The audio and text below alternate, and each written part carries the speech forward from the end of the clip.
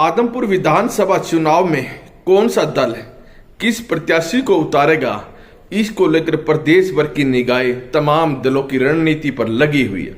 Bharatiya Janata party ने आज भव्य बिश्नोई को चुनाव मैदान में उतार दिया तो आम आदमी पार्टी एक दिन पहले ही अपने प्रत्याशी की घोषणा कर चुकी है। कांग्रेस का प्रत्याशी कौन होगा, इस पर भी सबकी निगाहें है।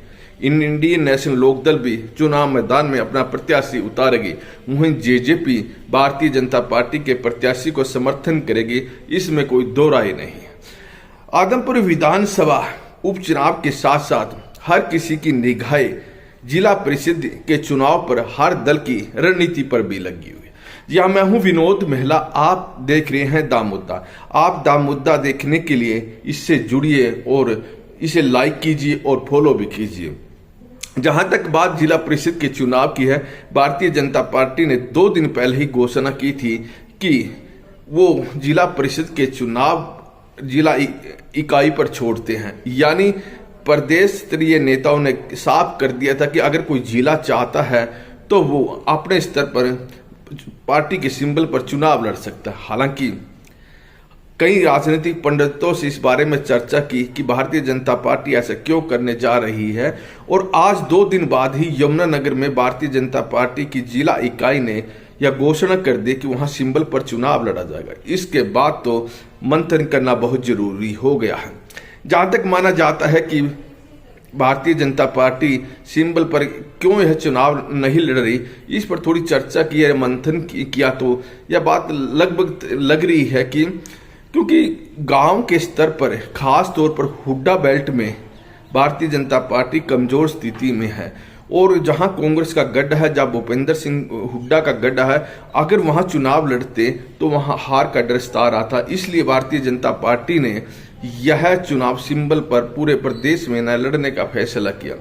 ऐसा लग रहा है कि भारतीय जनता पार्टी की रणनीति यही रहेगी, जहां गैर जाट प्रभाव है वहां पर सिंबल पर चुनाव लड़ा जाए। और यमुनानगर जिले में जिस तरह से आज यह घोषणा की, उससे इस बात को और ज्यादा बल मिलने लग गया है। और जहां भूपेंद्र सिंह हुड्डा का प्रभाव है और जिस एरिया में भूपेंद्र सिंह हुड्डा की जाति का प्रभाव है, वहां शायद भारतीय जनता पार्टी सिंबल पर चुनाव न लड़े। और यह अगर भारतीय जनता पार्टी या समर्थित प्रत्याशी हारते हैं, जो कार्यकर्ता भारतीय जनता पार्टी के वहां पर चुनाव हारते हैं, तो भारतीय जनता पार्टी यह बता सकती है, कह सकती है, देखिए कि वहां उन्होंने सिंबल पर चुनाव नहीं लड़ा, इसलिए कोई भी हार जीत से उनका कोई मतलब नहीं है। खैर, अब कुछ जिलों में भारतीय जनता पार्टी सिंबल पर चुनाव लड़ सकती है। इनमें वो जिले शामिल हो सकते हैं जहां पर भारतीय जनता पार्टी का प्रभाव है। ये कह सकते हैं कि हम सीधे सीधे जहां गैर जाटों का प्रभाव है वहां भारतीय जनता पार्टी जिला परिषद के चुनाव सिंबल पर लड़ सकती है।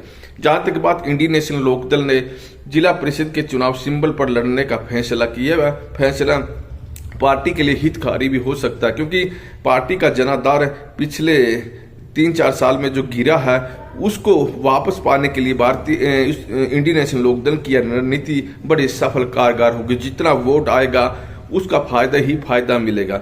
जहां तक बात कांग्रेस की है, कांग्रेस ने कभी जिला परिषद के चुनाव हरियाणा में सिंबल पर नहीं लड़े, लेकिन आज भूपेंद्र सिंह हुड्डा का एक बयान आया कि हम जिला परिषद के चुनाव सिंबल पर लड़ेंगे या न लड़ेंगे, इस पर मंथन होगा। यानी कांग्रेस का एक वर्ग यह चाहता भी है कि यह मौका है आप कांग्रेस के पास कि जिला परिषद के चुनाव सिंबल पर लड़े, क्योंकि गांव में कांग्रेस पार्टी की स्थिति मजबूत बताई जाती है, खासतौर पर उन एरियो में जहां पर हुड्डा का प्रभाव है और जहां पर अभय सिंह चौटाला का प्रभाव है, वहां फायदा इस पार्टी को मिल सकता है।